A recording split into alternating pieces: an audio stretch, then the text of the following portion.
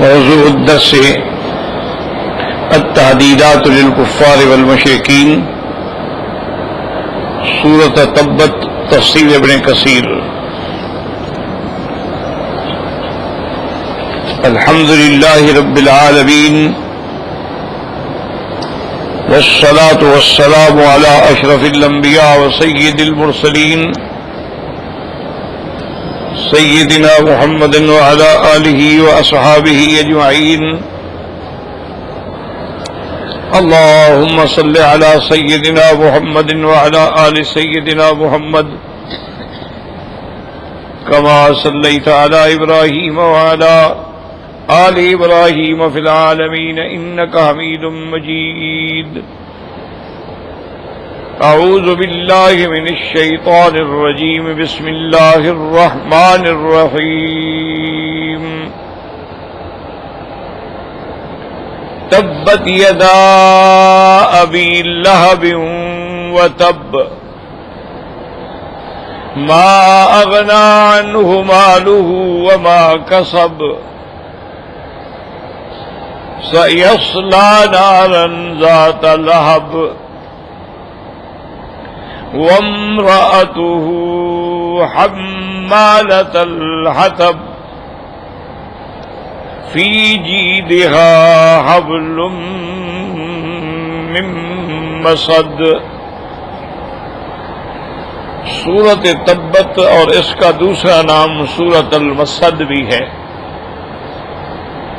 اور یہ بالاتفاق سورہ مکیہ ہے جو ہجرت سے قبل مکی زندگی میں حضور صلی اللہ علیہ وسلم پہ نازل ہوئی۔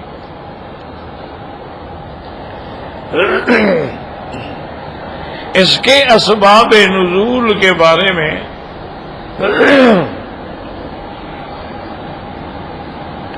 مفسرین کرام نے چند ایک واقعات ذکر فرمائے ہیں۔ ایک واقعہ تو یہ ہے کہ سب سے پہلے جب حضور صلی اللہ علیہ وسلم پہ وحی نازل ہوئی اور قرآن کی سورت اقرا کی پہلی 5 آیتیں نازل ہوئیں تو وہ تو دلیل نبوت ہے کہ آپ اللہ کے نبی ہیں، اس لیے وحی آئی۔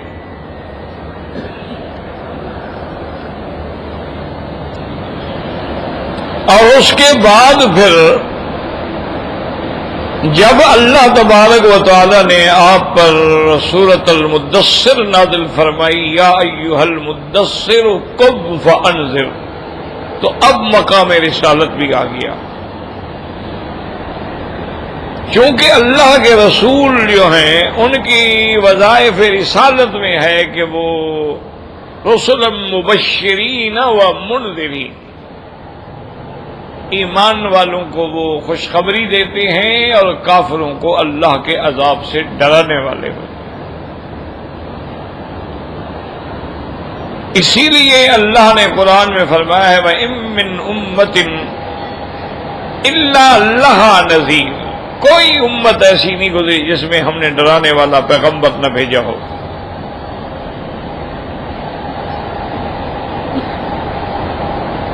تو حضور صلی اللہ علیہ وسلم کی صفات میں بھی اللہ نے ذکر کیا کہ یا ایھا النبی انا ارسلناک شاہدا ومبشرا ونذیرا۔ تو اب جب اللہ نے نبوت و رسالت کا تاج پہنا دیا تو حکم دیا انذار کا، اور پھر سب سے پہلے حکم دیا کہ وَأَنذِرْ عَشِيرَتَكَ الْأَقْرَبِينَ، سب سے پہلے اپنے رشتہ داروں کو آپ ڈرائیں، اپنے قریب لوگ جو ہیں ان کو ڈرائیں۔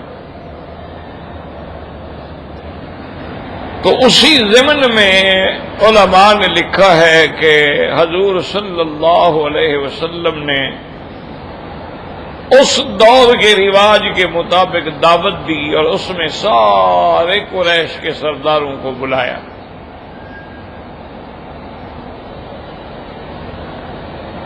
کھانے کے بعد حضور صلی اللہ علیہ وسلم نے ان کو فرمایا کہ انی نذیر لکم من بین یدی عذاب شدید، میں اللہ کے عذاب سے تم کو ڈراتا ہوں اور تمہیں دعوت دیتا ہوں، قولوا لا الہ الا اللہ تفلحوا، تم اللہ کی توحید کا اقرار کرو تو کامیاب ہو جاؤ۔ تو سب سے پہلے یہ بدبخت جو تھا ابی لہب یہ بول پڑا، کہنے لگا تبا لک، ہلاکت ہو، لہذا جماعت، اسی لیے ہمیں آپ نے کھانے پہ بلایا تھا۔ تو بعض علماء نے فرمایا کہ اس سبب سے اللہ نے یہ سورت نازل فرمائی، اور بعض علماء فرماتے ہیں کہ حضور صلی اللہ علیہ وسلم جبل صفا پر، یعنی اس پہاڑ پہ کھڑے ہوئے، اور عرب کی عادت کے مطابق آپ نے آواز لگائی کہ یا صباحا، یہ آواز ہوتی تھی جب کوئی اہم خبر دینی ہو۔ اور بعض روایات میں ہے کہ حضور پاک نے باقاعدہ ہر قبیلے کو بھی بلایا کہ یا لعی، یا غالب، یا بنو کلاب، یا بنو قصی، یا بنو عبد المطلب، سب کو دعوت دی۔ تو سارے کے سارے جمع ہو گئے، ان میں یہ ابی لہب بھی تھا۔ یہ ابی لہب جو ہے نا، یاد رکھیں اس کی کنیت ہے، نام اس کا عبد العزیٰ تھا، اور یہ عبد المطلب کا بیٹا ہے اور حضور کا سگا چچا ہے۔ اس کا نام ابی لہب نہیں، یہ تو کنیت ہے، نام اس کا جو تھا وہ عبد العزیٰ تھا، عبد المطلب کا ہی بیٹا ہے اور حضور صلی اللہ علیہ وسلم کا حقیقی چچا۔ تو آپ نے سب کو مخاطب ہو کے فرمایا کہ اے قرصاء قریش، اگر میں تم کو خبر دوں کہ اس پہاڑ کے پیچھے ایک لشکر آیا ہے، فوج آئی ہے تم پہ حملہ کرنے کے لیے، تو میری بات مان لو گے؟ انہوں نے کہا بالکل مان لو۔ انہوں نے کہا محمد مصطفیٰ صلی اللہ علیہ وسلم ما جربناک الا صادقا عادلا، ہم نے تو آپ کو ہمیشہ سچ بولنے والا پایا، ہمیشہ عدل کرنے والا پایا ہے، تو اب بھی مان لیں گے؟ تو حضور نے فرمایا کہ میں اس سے بھی زیادہ اہم خبر دینا چاہتا ہوں کہ اگر تم اللہ اور اللہ کے رسول پر ایمان نہیں لاؤ گے تو پھر تمہارا انجام جو ہے وہ تباہی و بربادی ہوگا، ہلاک ہو جاؤ گے۔ قولوا لا الہ الا اللہ تفلحوا، اللہ کی توحید کا اقرار کرو اور کامیاب ہو جاؤ۔ تو اس پر بھی اسی بدبخت نے ابی لہب نے کہا کہ تبا لکا، اسی لیے ہمیں جمع کیا تھا آپ نے، اسی لیے بلایا تھا آپ نے۔ تو پھر یہ سورت مبارک جو ہے اس کے رد میں نازل ہوئی، اور اسی طرح علماء نے لکھا ہے کہ حضور صلی اللہ علیہ وسلم جب مکہ مکرمہ میں سالانہ جیسے ہمارے ہاں میلے ہوتے ہیں نا، ایسے مارکیٹیں بازاریں لگتی تھیں، تاجر لوگ جو ہیں وہ سامان لے کے آتے تھے، کوئی شام سے کوئی یمن سے، اور بڑی لمبی چوڑی بازار بن جاتی تھی، اور مکے والے تجارت کرتے تھے، خریدتے بھی تھے بیچتے بھی تھے۔ تو یہ ایک ایسا موقع ہوتا تھا کہ حضور صلی اللہ علیہ وسلم بھی چاہتے تھے کہ میں اللہ کے دین کی اور اسلام کی اور توحید کی دعوت دوں، تو آپ بھی وہاں جا کے دعوت دیتے تھے۔ تو ایک راوی کہتے ہیں کہ میں نے دیکھا کہ ایک آدمی آگے آگے جا رہا ہے اور دعوت دے رہا ہے لا الہ الا اللہ محمد الرسول اللہ، اور اس کے پیچھے ایک آدمی ہے اور وہ پتھر مار رہا ہے اور کہتا ہے اس کی بات نہ سنو، انہ مجنون، یہ تو دیوانہ ہے، نعوذ باللہ۔ تو میں نے لوگوں سے پوچھا کہ بھئی وہ آگے جانے والا کون ہے، یہ پتھر مارنے والا کون ہے؟ انہوں نے کہا کہ آگے جانے والے جو ہیں وہ محمد الرسول اللہ ہیں۔ صلی اللہ علیہ وسلم اور یہ پتھر مارنے والے ان کے چچا ہیں ابی لہب.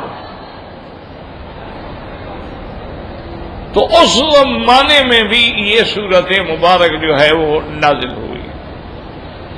تو بعض علماء نے لکھا ہے اصل بات یہ ہے کہ یہ سارے واقعات ہو سکتے ہیں کہ حضور نے صفا پہ کھڑے ہو کر بھی پکارا، حضور نے بازاروں میں بھی جا کے پکارا، حضور نے تنہائی میں بھی جا کے پکارا، حضور نے اپنے گھر میں دعوت دے کر بھی پکارا. تو یہ سارے واقعات جو ہیں متقارب ہیں، اس میں کوئی بڑی بات نہیں اور نہ کوئی تعارف. اور یہ ابھی لہب اس کی کنیت کیوں تھی؟ اس کا کوئی بیٹا تو نہیں تھا جس کا نام لہب ہو. اصل وجہ یہ ہے کہ یہ بڑا ہی خوبصورت آدمی تھا اور اس کے چہرے پر یعنی رخسار جو تھے ایسے معلوم ہوتا تھا جیسے اس سے کچھ شعلے چمک رہے ہوں. تو اس وجہ سے اس کو خاندان والے جو ہیں وہ ابھی لہب کہتے تھے.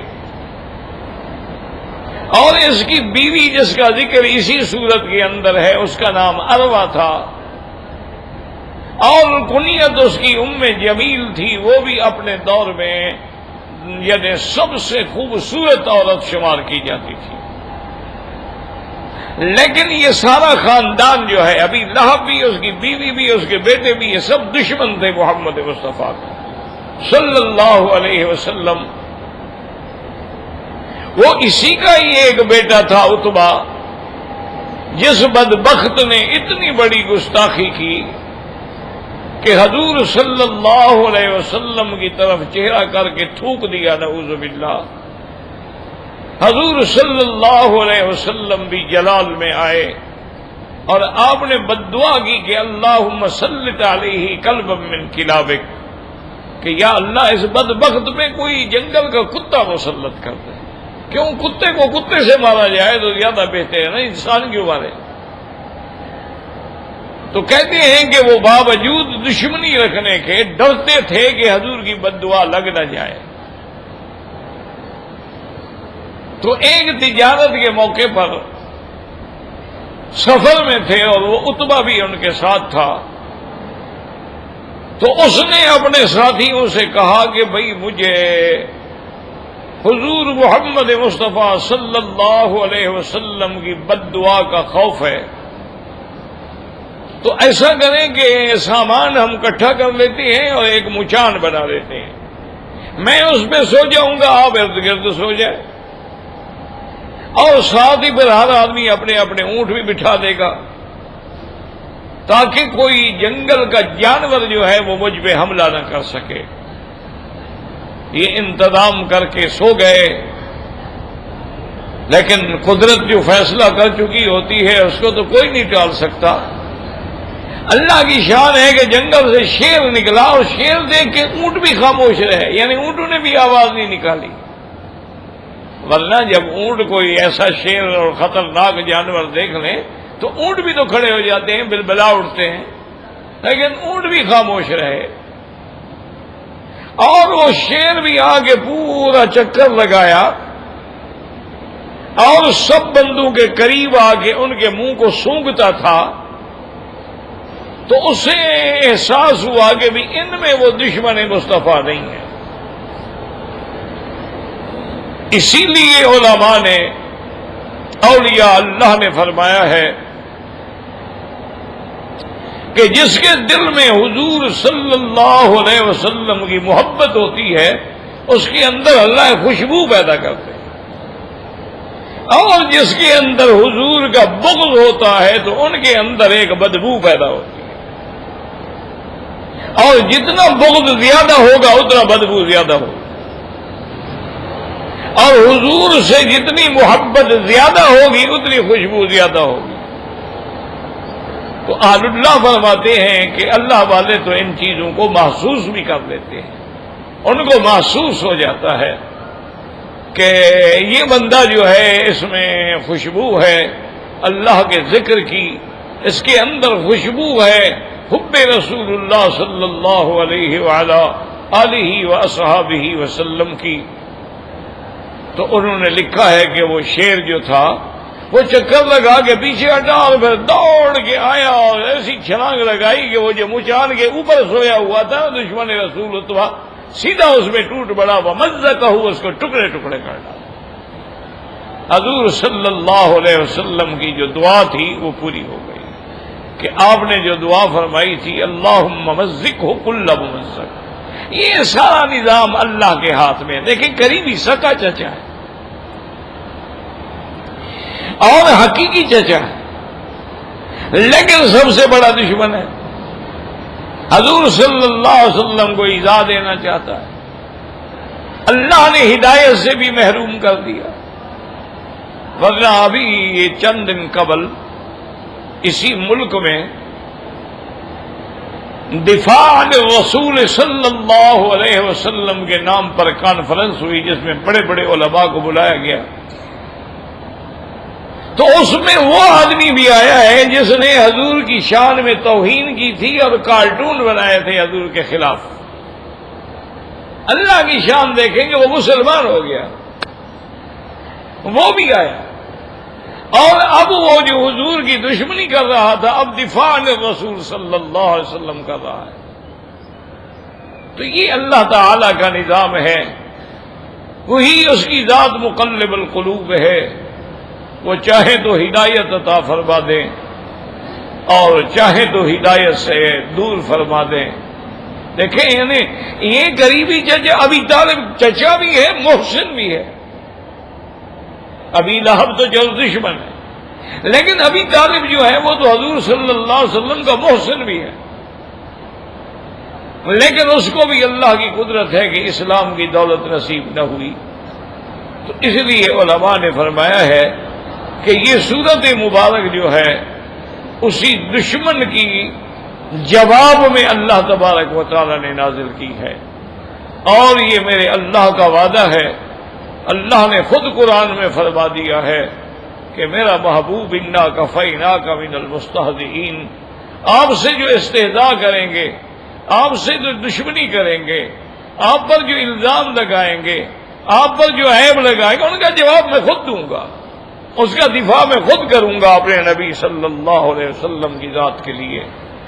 اور اسی لیے سارے قرآن میں دیکھ لیں کہ دشمنوں نے جب بھی اعتراض کیا تو اللہ نے جواب دیا، دشمنوں نے جب بھی کوئی الزام لگایا تو اللہ تبارک و تعالی نے جواب دیا۔ تو اس لیے یہاں بھی چونکہ ابی لہب نے ایک سخت لفظ کہا تھا تبا لک لہذا جماعتنا، تو اللہ نے وہی لفظ نازل کر دیا تبت یدا ابی لہب وتب، کہ ہے یہ گنبد کی صدا، جیسی کہو ویسی سنو، یعنی فوراً جواب مل گیا۔ اور اس نے تو ایک دفعہ کہا ہوگا، 2 دفعہ کہا ہوگا، 10 دفعہ کہا ہوگا زندگی میں، لیکن اللہ نے قرآن میں نازل کر دیا کہ قیامت تک قرآن پڑھا جائے گا اور ہر پڑھنے والا کہے گا تبت یدا ابی لہب۔ اور علماء نے فرمایا ہے خدا کی قدرت دیکھیں کہ یہاں ابی لہب کنیت جو ہے اس کو ذکر کیا گیا لیکن نام کو ذکر نہیں کیا گیا، چونکہ نام میں عبد العزیٰ تھا، اور دوسرا کنیت یہاں کسی تعظیم کے لیے نہیں بلکہ اللہ نے فرمایا کہ تم جو اپنے آپ کو ابھی لہب کہتے تھے نا، تمہارے لیے بھی وہ ذات ذات لہب جو ہے وہ تیار ہے، ہم بھی تمہیں وہی سزا دیں گے جو تم کنیت کہلاتے تھے، جس بات پہ تم فخر کرتے تھے وہی چیز میرے لیے عذاب کا باعث بنے گی۔ تو اسی طرح آپ کی شان میں اللہ تعالی نے یہ صورت اتاری اور دشمنوں کے جواب میں یہ صورت اتاری، اور آپ اس کی بیوی جو تھی ام جمیل یعنی اروا، وہ بھی دشمنی کی انتہا پہ تھی، اور وہ بھی ایسی بدبخت تھی کہ اس کے گلے میں ایک بڑا قیمتی موتیوں کا ہار ہوتا تھا، اور وہ عورتوں کو کہتی تھی کہ میں یہ ہار جو ہے اس کو بیچ کر میں حضور کی دشمنی پہ خرچ کروں گی، اور پھر وہ دشمنی کی اس انتہا پہ پہنچی ہوئی تھی کہ باہر جا کے لکڑیاں چنتی، کانٹے دار لکڑیاں، اور کانٹے چنتی، گٹھر باندھ کے لے آتی اور حضور کے راستے میں بکھیر دیتی کہ اور کچھ نہ ہو تو کم سے کم حضور صلی اللہ علیہ وسلم کے پاؤں زخمی ہو جائیں گے۔ آپ کو کانٹے لگیں گے، یعنی دشمنی کی انتہا ہو۔ پھر اللہ تبارک و تعالی نے بھی ان دونوں ظالم میاں بیوی کو ایسی سزا دی کہ اللہ کی شان یہ ہے کہ جو دولت سے کھیلتا تھا وہ غربت کا شکار ہو گیا، مال سے تنگ آ گیا، اور اس کے بعد اللہ نے اس پہ ایک ایسی بیماری مسلط کی جس کو عربی میں عدسہ کہتے ہیں، یعنی طاعون کی بیماری۔ ایک گلٹی نکلتی ہے، اللہ معاف کرے، طاعون کیونکہ عذاب ہے، یہ اللہ کا عذاب ہے۔ اس لیے میرے پاک نبی رحمت دو جہاں نے فرمایا کہ اذا سمعتم بأرض طاعون فلا تدخلوها، اگر تمہیں پتہ لگے کہ کسی علاقے میں طاعون ہے تو وہاں نہ جائیں، اور اگر وہاں ہو تو پھر نہ نکلو اس علاقے سے، کیونکہ جہاں جاؤ گے پھر طاعون پھیلاؤ گے، اور اگر جاؤ گے تو تم بھی طاعون کا شکار ہو جاؤ گے۔ تو طاعون ایک ایسی متعدی مرض ہے کہ جو بھی قریب رہے گا اس کو بھی لگ جاتا ہے۔ تو ابھی لہب کو طاعون نے پکڑا تو اب عالم یہ ہو گیا کہ اکیلا ایک کمرے میں پڑا رہتا تھا، کوئی قریب ہی نہیں جاتا تھا، کون جائے قریب اتنی بڑی بیماری میں، حتیٰ کہ اسی حالت میں وہ بدبخت مر گیا اور 3 دن تک لاش پڑی رہی۔ اس کی اپنا خاندان وہ کہے ہم اس کی لاش اٹھائیں، ہم بیمار ہو جائیں، سارے محلے میں بدبو پھیل گئی۔ آخر ان لوگوں نے چند حبشی مزدوروں کو کرائے پر بلایا کہ کسی طرح اس لاش سے ہماری جان چھڑاؤ، اور انہوں نے آگے دیکھا کہ لاش کا برا حال ہے، بدبو ہے، بدن پھٹ چکا ہے، تو انہوں نے بڑی بڑی لکڑیاں لے کر ان کو باندھا، تیار کیا، ایک قسم کا سمجھ لیں کہ سٹریچر بنایا، اور اس کے نیچے وہ لکڑیاں ڈالی، اس کو اٹھا کے ایک گڑھے میں جا کے ڈال دیا، اور دور سے کھڑے ہو کے اس پہ مٹی پھینک دی، اور وہ لکڑیاں بھی کاٹ کے اسی جگہ پھینک دی تاکہ وہ بیماری کا باعث نہ بنے۔ تو اس بری موت کے ساتھ مرا۔ تو اللہ نے جو خبر دی تھی وہ سچی ہو گئی، تبت یدا ابی لہب وتب۔ اور اس کی بیوی جو تھی، اب اس کا یہ عالم تھا کہ گٹھڑیاں، بڑی بڑی گٹھڑیاں لکڑی کی لے آتی تھی۔ بعد نے کہا کہ پہلے تو عداوت میں اور بعد میں غربت میں یہ عالم ہو گیا کہ اب اس کے پاس کچھ بھی نہیں تھا، وہ ہار شار بھی گئے اور دولت شہرت بھی گئی اور ہر چیز ختم ہو گئی۔ تو ایک دن وہ لکڑیاں لے کے آئی تھی۔ تو یہ عام طور پہ آپ نے دیکھا ہوگا ہمارے دیہاتوں میں اب بھی یہ قاعدہ ہوتا ہے کہ گٹھڑا سر پہ رکھ لیتے ہیں اور جو رسی بچ جاتی ہے نا اس کو کندھے پہ ڈال لیتے ہیں، ایسے گھما کے کندھے پہ ڈال لیتے ہیں۔ تو اس نے بھی وہ رسی جو تھی ایسے ڈالی ہوئی تھی، ایک چٹان پہ آگے بیٹھی سانس لینے کے لیے۔ تو اس کے بعد خدا کی قدرت ہے کہ ایسا چکر آیا کہ وہ گٹھڑی جو ہے پیچھے گئی اور یہ اس طرف گئی، تو رسی جو تھی اس کے لیے پھانسی کا پھندا بن گئی، اور وہ اسی رسی کے ساتھ دنیا میں بھی پھانسی لگ گئی اور آخرت میں بھی ہمیشہ کے لیے عذاب کا شکار ہو جائے گی۔ تو اس صورت مبارکہ میں اللہ تبارک و تعالی نے حضور کے دشمن اور ان کے انجام سے خبردار کیا ہے کہ خبردار کبھی انبیاء کی دشمنی نہ کرنا، کبھی انبیاء کی شان میں کوتاہی نہ کرنا۔ ان الذین یؤذون اللہ ورسولہ لعنہم اللہ فی الدنیا والآخرہ وأعد لهم عذابا مہینا۔ جو اللہ کے رسول کو ایذا دیتے ہیں، اللہ پاک نے فرمایا کہ ان پہ اللہ کی بھی لعنت ہے دنیا اور آخرت میں، اور آخرت میں ان کے لیے بڑا دردناک اور اہانت والا عذاب اللہ نے تیار کر رکھا ہے۔ تو یہ سورت جو ہے سورت تبت بھی کہلاتی ہے اور سورت مسد بھی کہلاتی ہے۔ اب یاد رکھیں کہ تبت کا کیا معنی ہے۔ تبت یدا ابی لہب وتب، بعض علماء نے فرمایا کہ اس کا معنی ہے کہ تبت یدا، تیرے دونوں ہاتھ ٹوٹے، کیونکہ اس نے ہاتھوں سے اشارہ کیا تھا نا حضور صلی اللہ علیہ وسلم کی طرف کہ الہذا جمع تھا نا، تو اللہ نے فرمایا تبت یدا ابی لہب وتب، اے بدبخت تیرے دونوں ہاتھ ٹوٹے، وتب اور ٹوٹ گئے۔ معنی یہ ہے کہ پہلے کے گویا پہلا کلمہ جو ہے گویا بطور دعا ہے اور دوسرا جو ہے گویا نتیجہ ہے، جیسے آتا ہے نا جی قتل ثم قتل، تو اس لیے اللہ نے یہاں بھی فرمایا تبت یدا ابی لہب وتب. اور بعض علماء فرماتے ہیں کہ تباب جو ہے لفظ تباب اس کا معنی ہی ہلاک ہوتا ہے کہ ہلاک ہو تو، اور ہلاک ہو گیا. تو تبت کا معنی جو ہے ہلاک ہے، اس لیے وما دعاء الکافرین الا فی تباب. اور جیسے کہ آتا ہے وما کید فرعون الا فی تباب، کہ اس کا فرعون کا جو مکر تھا وہ بھی کوئی نتیجہ نہ نکلا.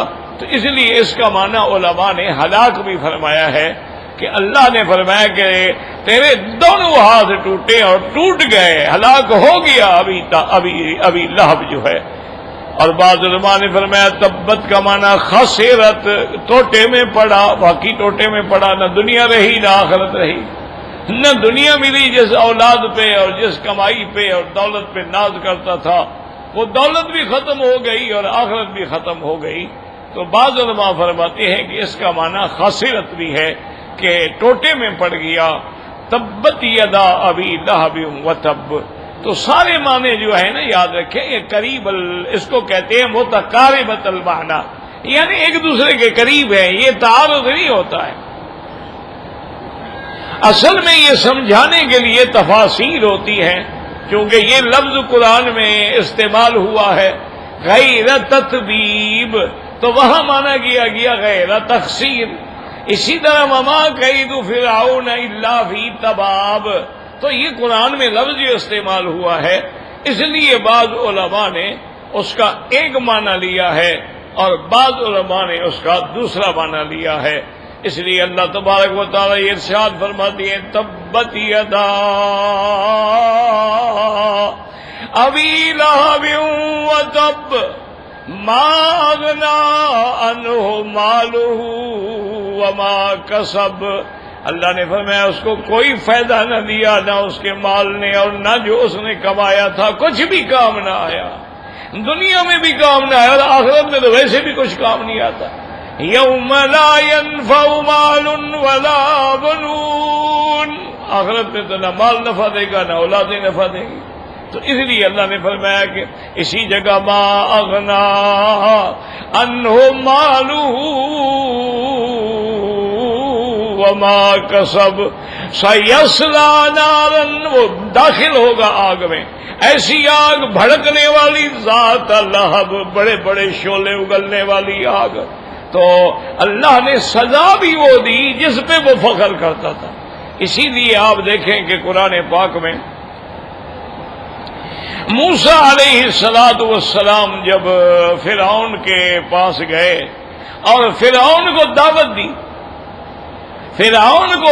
دعوت دی، اسلام کی، ایمان کی، تو فرعون اکڑ گیا.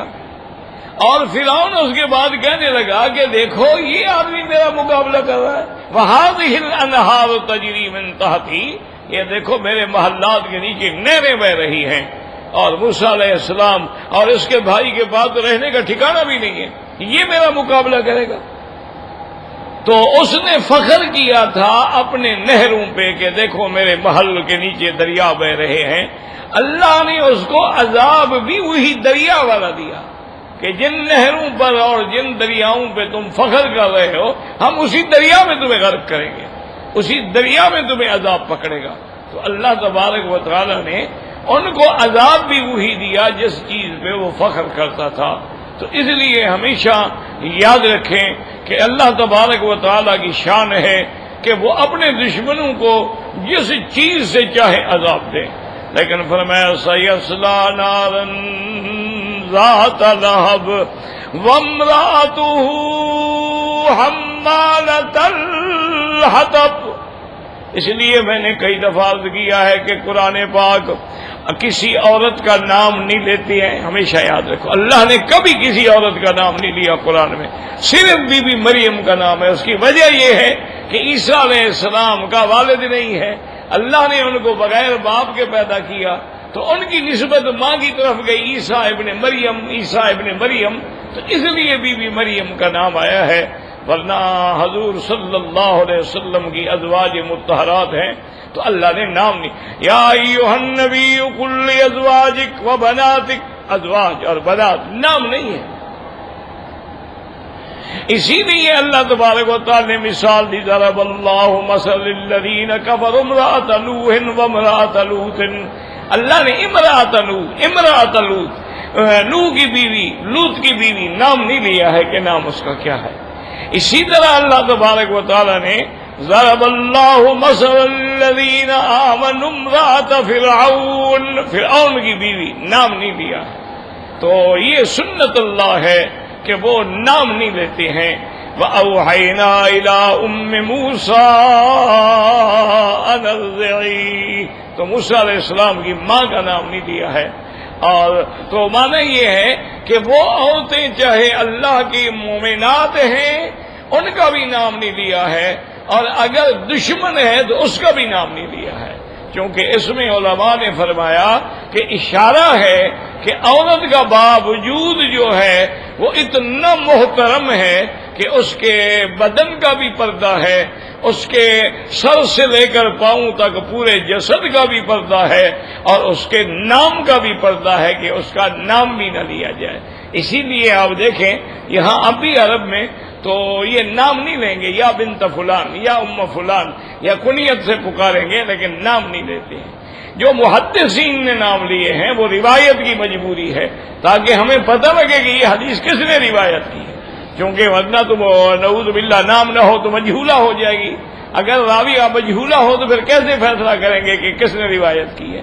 اس لیے محدثین نے نام لیے ہیں کہ ان عائشہ رضی اللہ تعالی عنہا قالت یا ان ام سلمہ رضی اللہ تعالی عنہا قالت، تو وہاں وہ مجبوری ہے کہ اسناد کے اندر نام کی وضاحت ضروری ہوتی ہے. تو اس لیے اللہ نے، حالانکہ دشمن کی بیوی تھی لیکن یہاں بھی نام نہیں لیا. فرمایا وامرأتہ حمالۃ الحطب. اور بعض علماء نے کہا تبت یدا ابی لہب وتب. یاد رکھو کہ لفظ ید کا ہوتا ہے اور مراد سارا بدن ہوتا ہے. جیسے اللہ فرماتی ہیں بما کسب ما قدمت یداکا، جو تیرے ہاتھوں نے کما کے آگے بھیجا ہے اسی کے مطابق تمہیں جزا ملے گی. چونکہ اکثر کام، ورنہ صرف یہ نہیں ہوتا کہ ہاتھ ٹوٹیں گے باقی سزا نہیں ملے گی، ملے گی، لیکن کبھی جز کا ذکر کر کے کل مراد لیا جاتا ہے. جیسے اللہ فرماتے ہیں فَوَلِّ وَجْهَكَ شَطْرَ الْمَسْجِدِ الْحَرَامِ، میرے محبوب اپنا رخ جو ہے اب مسجد الحرام کی طرف پھیر لیں. تو مانا یہ نہیں کہ صرف رخ پھیر لیں، سارا بدن پھیریں گے، لیکن جو ذکر کیا گیا اور مراد اس سے کل لی گئی ہے. تو اس لیے یہاں بھی علماء نے فرمایا کہ تبت یدا ابی لہب وتب. اور بعض علماء فرماتی ہیں تبت یدا ابی لہب، یعنی دنیا میں، وتب اور آخرت میں، یعنی دونوں برباد ہو گئی. انہوں نے کہا کہ دونوں ہاتھوں سے مراد یہ ہے کہ دنیا بھی برباد اور آخرت بھی برباد ہو گئی ہے. وَامْرَأَتُهُ حَمَّالَةَ الْحَطَبِ، وہ لکڑی اٹھانے والی، اتنے بڑے سردار کی بیوی ہو کے لکڑیاں اٹھاتی ہے اور مونج کی رسی سے لکڑیاں باندھ کے وہ رسی گلے میں رکھتی ہے. اس لیے فرمایا وَامْرَأَتُهُ حَمَّالَةَ الْحَطَبِ فِي جِيدِهَا، گردن جس پر وہ ناز کرتی تھی کہ میں نے ہار پہنا ہوا ہے قیمتی. اللہ نے فرمایا اسی گردن میں تمہیں اسی رسی سے موت دیں گے جس چیز پہ تم فخر کر رہی ہو. فی جیدہا حبل من مسد، تو مسد سے مراد یہ ہے جسے ہم کہتے ہیں نا کہ مونج کوٹ کے رسی بنائی جاتی ہے، اس کو کہتے ہیں مسد. تو اللہ تبارک و تعالی نے ان کو دنیا میں بھی سزا دی اور آخرت کی سزا تو ہے ہی ہے نا، وہ تو یقینی ہے، اس میں تو کوئی شبہ ہی نہیں ہے، وہ تو ملنی ہر کافر کو. کیونکہ جو آدمی شرک پہ مر گیا، کفر پہ مر گیا، وہ تو گویا کہ مرنے کے فوراً بعد عذاب میں داخل ہو گیا. پہلے عذاب برزخ ہوگا اور اس کے بعد عذاب حشر ہوگا. تو یہ صورت جو ہے یہ میرے آقا صلی اللہ علیہ وسلم کے دشمنوں کے رد میں آئی ہے. قال البخاری رحمہ اللہ تعالی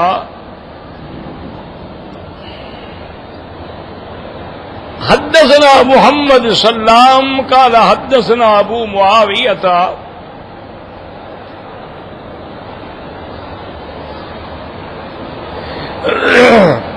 قال حدثنا الأعمش عن ابن مرة عن سعيد بن جبير عن ابن عباس رضي الله تعالى عنهما أن النبي صلى الله عليه وسلم خرج إلى البطحاء فصعد الجبل فنادى يا صباحا فاجتمعت إليه قريش. اس روایت میں حضرت ابن عباس رضی اللہ تعالی عنہ فرماتی ہیں کہ حضور بطحا کی طرف نکلے اور وہاں کسی پہاڑ پہ کھڑے ہو گئے. بعض روایات میں ہے کہ جبل صفا پہ کھڑے ہوئے.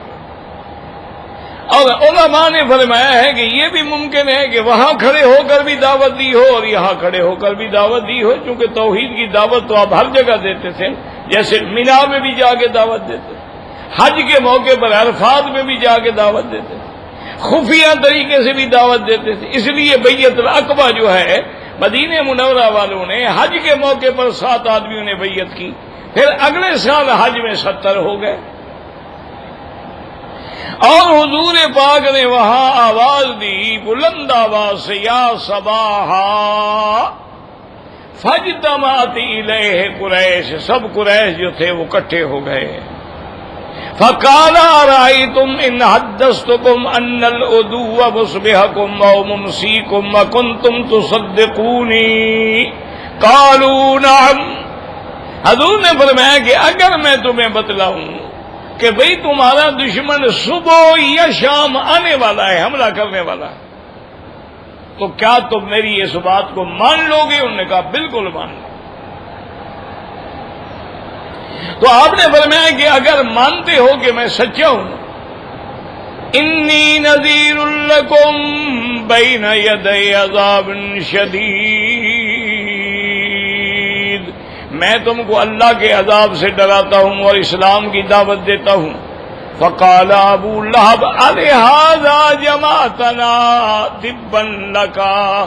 تو ابھی لہب کہنے لگا اچھا اسی لیے ہمیں بلایا تھا، ہم سارے بھاگ کے آ گئے اور بات یہی تھی. نعوذ باللہ آپ کے ہاتھ ٹوٹے، آپ کو ہلاکت ہو. فانزل اللہ تعالی تبت یدا ابی لہب وتب الى آخرها. وفي روایت فقام ينفض يده ويقول تب لك سائر اليوم لهذا جمعتنا. کہتے ہیں کہ ایک روایت میں یہ بھی آیا ہے کہ ابو لہب جو اٹھا تو اپنے ہاتھوں کو بھی جھاڑ رہا تھا اور کہہ رہا تھا کہ اچھا ہلاکت ہو آپ کے لیے، اسی لیے ہمیں آپ نے بلایا تھا. فأنزل الله عز وجل تبت یدا ابی لہب وتب. اب مفسر فرماتے ہیں کہ الاول دعاء علیہ والثانی خبر عنہ. پہلا جملہ جو ہے اس پر گویا کہ دعا ہے تو ہاتھ ٹوٹے تیرے، اور دوسرا خبر ہے کہ ٹوٹ گئے. فابو لہب ھذا هو احد اعمام رسول اللہ صلی اللہ علیہ وسلم.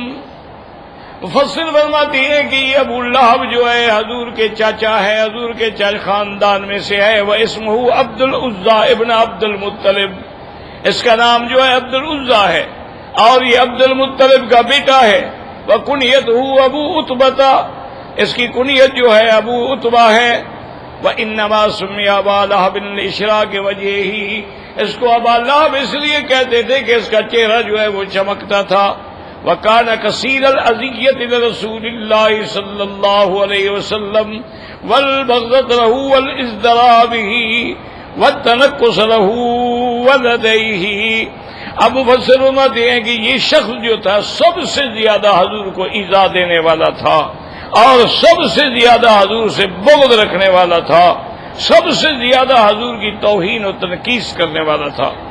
قال الامام محمد حدثنا ابراہیم ابن ابی العباس حدثنا عبد الرحمن ابن ابی الزناد عن نبیہ قال اخبرنی رجل یقال له ربیعۃ ابن عباد من بنی الدیل وكان جاہلیا فاسلم.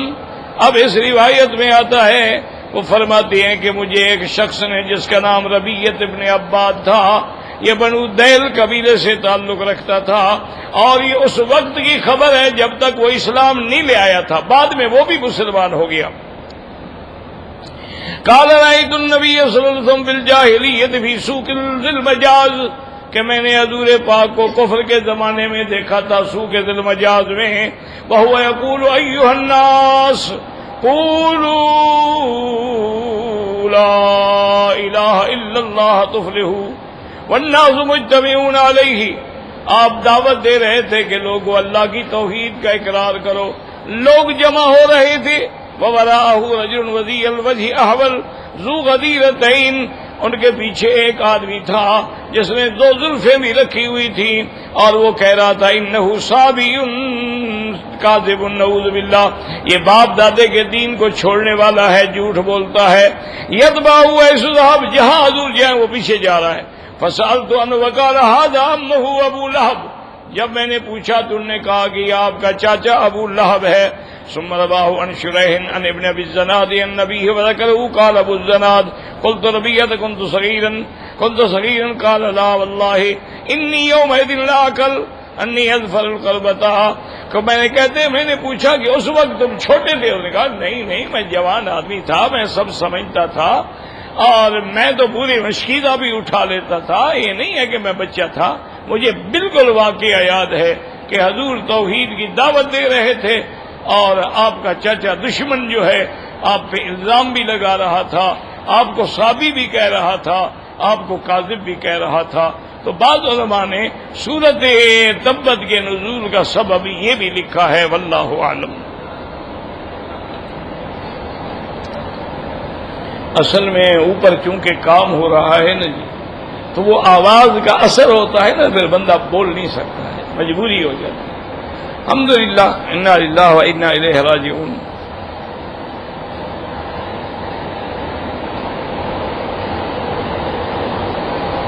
کہتے ہیں جی پختون قوم جو پاکستان میں آباد ہیں، ان کی تاریخ کیا ہے؟ تو کوئی کتاب لے لو ان کی تاریخ کی، مجھے تو پتہ نہیں ہے، کتابیں ملتی ہیں تو آپ جو ہے کوئی کتاب ایسی لے لیں جس میں پختون قوم کی تاریخ ہو، آپ کو مل جائے گی انشاءاللہ۔ بہرحال ہمیں ان کی تاریخ کا کوئی پتہ نہیں۔ میرا بھائی شہید کے لیے یہ ہے کہ جو اللہ کے راستے میں لڑتے ہوئے شہید ہو جائے، یا وہ شہید ہوتا ہے من قتل دون مالہ و عرضہ، کہ اپنے گھر کی حفاظت کرنے میں مارا گیا، اپنی عزت بچانے میں مارا گیا، تو وہ بھی شہید ہوتا ہے۔ باقی دعا کرو اللہ مسلمانوں پہ رحم فرمائے۔ لڑکی کو مہر دیں گے کہ لڑکی کے باپ کا کیا تعلق ہے؟ مہر لڑکی کا حق ہوتا، مہر جو آپ دیں وہ خالصتاً لڑکی کا حق ہے، اس میں اس کے باپ کا، ماں کا، بھائیوں کا، خاندان کا کوئی حق نہیں۔ یہ تو ظلم ہے کہ پیسے باپ لے کے لڑکی شادی کر دی، ہے ناجائز ہے، بالکل حرام ہے۔ مہر جو ہوتی ہے وہ لڑکی کی ہوتی ہے، اس کے باپ کی نہیں ہوتی۔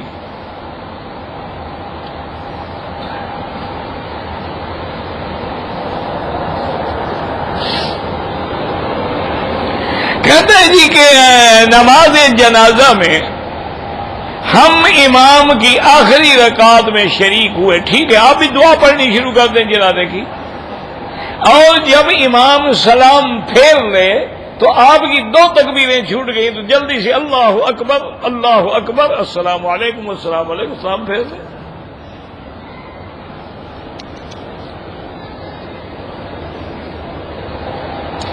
بھئی طاعون جو ہے صاف بات ہے کہ اگر کسی نیک بندے کو ہو تو ابتلا ہوگا نا۔ ابو لہب کے لیے تو عذاب تھا نا، اللہ کے بندے۔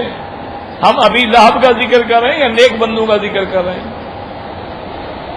ابی لہب آپ کے خیال میں نیک آدمی تھا؟ طاعون ایک عذاب ہے، ایک بلا ہے۔ اب مسئلہ یہ ہوتا ہے کہ مومن مبتلا ہو جائے تو امتحان ہوگا، اور کافر ہو تو اس کے لیے عذاب ہو.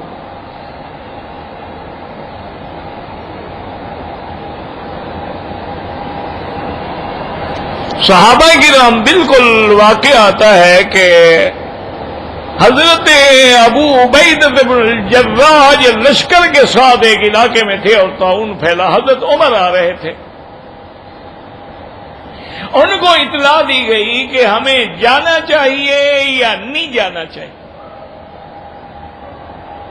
تو بعض صحابہ نے کہا کہ ہمیں جانا چاہیے، جو اللہ کی تقدیر ہے ہو جائے گا.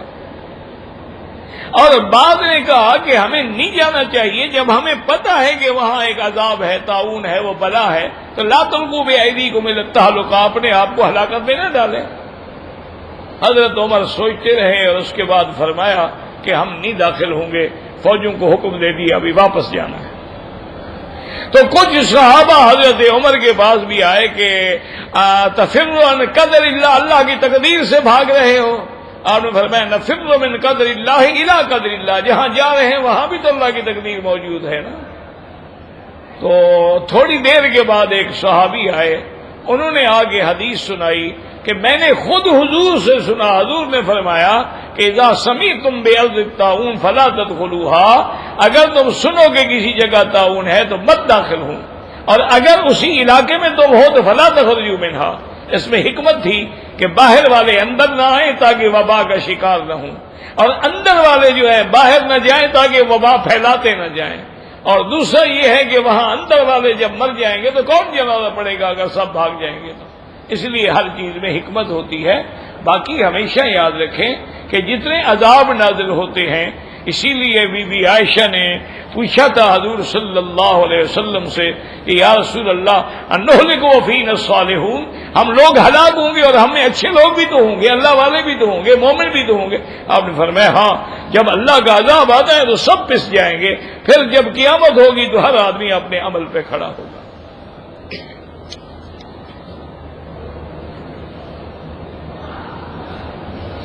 ایک میرا دوست ہے، اس نے عمرہ کیا. پہلے تو مشین کا کینچی سے ہر طرف سے تھوڑے تھوڑے بال کاٹے، باہر جا کے پھر مشین پھروا لی، ٹھیک ہے کوئی دم نہیں.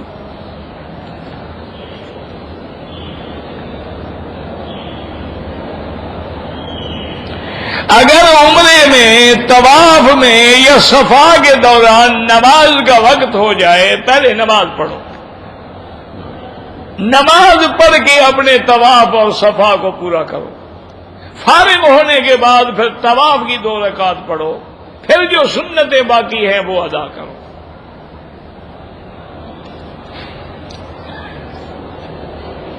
زمزم کے پانی سے وضو کرنا بالکل جائز ہے، زمزم بھی پانی ہے. یہ تو علماء نے لکھا ہے کہ اگر دوسرا پانی موجود ہے تو ہم کیوں ضائع کریں. ادب کا تقاضا یہ ہے کہ ہم استعمال نہ کریں، ہم پینے کے لیے استعمال کریں، سر پہ ڈالیں، بدن پہ ڈالیں اور اس کو ضائع نہ کریں. لیکن اگر نہ پانی نہ ہو، اب اس کو وضو کرنا ہے حرم میں، اور پانی حرم میں تو صرف ہے ہی زمزم کا، تو کر سکتا ہے.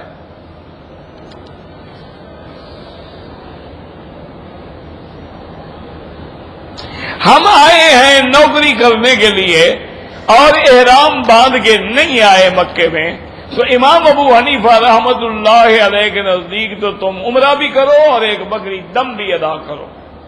اور باقی ائمہ فرماتے ہیں کہ اگر نیت نوکری کی تھی، عمرے کی نیت ہی نہیں تھی اس کی، تو اس پہ دم نہیں پڑے گی. لیکن بہتر یہی ہے کہ جب اللہ تمہیں توفیق دے عمرہ کر لو اور ایک بکری دم بھی ادا کر دو. یہ ضروری نہیں ہے کہ ابھی دو، کچھ عرصے کے بعد دے دو.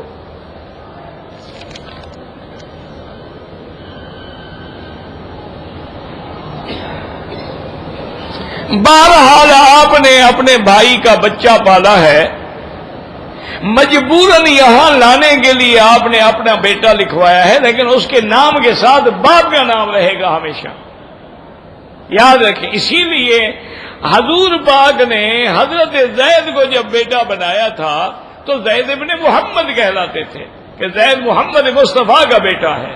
لیکن اللہ نے قرآن نازل کر دیا ادعوہم لآبائہم ہوا اقسط عند اللہ، سب کو ان کے باپ کے نام کے ساتھ پکارا جائے، تو حضور نے حکم دے دیا کہ آج کے بعد کوئی زید ابن محمد نہ کہے، زید ابن حارثہ کہے، اس کے باپ کا نام لے۔ تو لہذا تم نے پالا ہے ٹھیک ہے، لیکن نام اس کے باپ کا ہی رہے گا۔ ابھی مجبوراً آ گئے تو ٹھیک ہے، واپس جا کے ایسی بات نہ کرو۔ کہتے جی کہ کوئی ایسا عمل یا وظیفہ کہ ہم تنگ دستی سے بھی اور گناہوں سے بھی بچ جائیں، سب سے جو اعلیٰ وظیفہ ہے نا وہ استغفار ہے، یاد رکھو۔